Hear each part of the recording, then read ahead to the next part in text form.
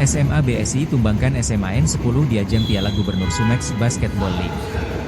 Memasuki hari kelima gelaran Sumex Basketball League Piala Gubernur yang bertempat di Gor Dempo Jakabaring Sports Center Palembang, tensi persaingan semakin meningkat terutama pada laga yang mempertemukan tim basket putri SMA Negeri 10 dengan tim basket putri SMA BSI untuk memperebutkan posisi keempat besar.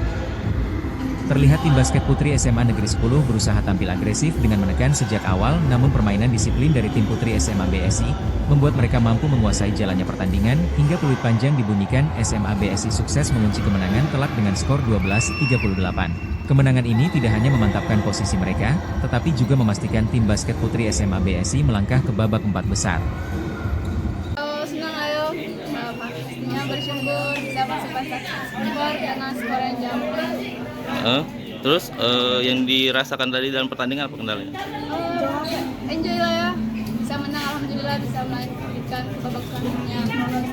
Ya, semoga bisa masuk final juga. Itu harapannya apa? Harapannya yang pasti juara satu.